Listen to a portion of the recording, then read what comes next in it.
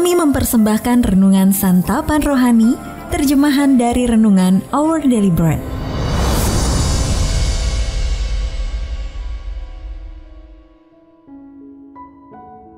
Untuk menerima notifikasi video baru kami, silakan tekan tombol subscribe dan tanda lonceng di bawah ini. Sahabat ODB, pembacaan Alkitab hari ini terambil dari Imamat pasal yang ke-19 ayat yang ke-32 sampai dengan ayat yang ke-37. Imamat pasal yang ke-19 ayat yang ke-32 sampai dengan ayat yang ke-37.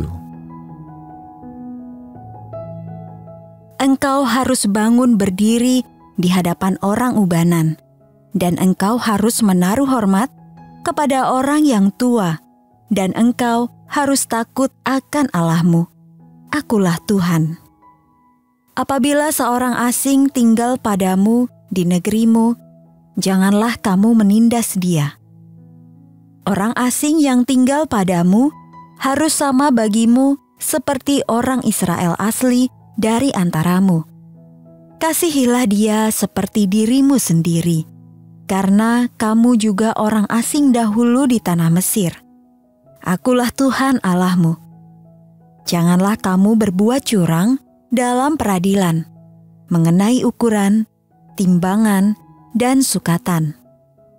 Neraca yang betul, batu timbangan yang betul, eva yang betul, dan hin yang betul, haruslah kamu pakai. Akulah Tuhan Allahmu yang membawa kamu keluar dari tanah Mesir. Demikianlah kamu harus berpegang pada segala ketetapanku dan segala peraturanku, serta melakukan semuanya itu. Akulah Tuhan. Ayat Mas renungan hari ini terambil dari Imamat pasal yang ke-19 ayat yang ke-34 dalam terjemahan bahasa Indonesia sehari-hari.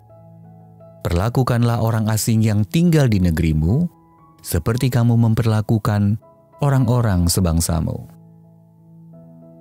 Renungan hari ini berjudul Kita Adalah Orang Asing, ditulis oleh Anne Setas. Sahabat ODB, bagi keluarga pendatang itu, segala sesuatu terasa sangat berbeda di negara mereka yang baru. Entah itu bahasa, sekolah, kebiasaan, lalu lintas, dan cuaca. Mereka bahkan tidak yakin akan bisa beradaptasi. Namun beberapa anggota jemaat dari gereja yang dekat tempat tinggal mereka bersepakat untuk datang dan membantu mereka menjalani kehidupan yang baru. Lalu suatu hari Patty mengajak pasangan tersebut berbelanja di pasar lokal untuk menunjukkan apa saja yang tersedia dan bagaimana cara membelinya. Ketika sedang berkeliling pasar, mereka terbelalak dan tersenyum lebar melihat buah favorit yang berasal dari tanah air mereka, delima. Lalu mereka membeli buah itu untuk masing-masing anak mereka. Bahkan memberikan sebiji untuk Patty sebagai ucapan terima kasih. Buah kecil dan teman-teman baru itu telah memberikan mereka rasa nyaman di negeri asing yang kini mereka diami. Melalui Musa, Allah memberikan daftar hukum bagi umatnya, termasuk perintah untuk memperlakukan orang asing di antara mereka sebagai orang-orang sebangsamu. Cintailah mereka seperti kamu mencintai dirimu sendiri. Demikianlah perintah Allah. Yesus menyebutnya sebagai perintah terbesar kedua setelah mengasihi Allah. Itu karena Allah sendiri melindungi orang-orang asing.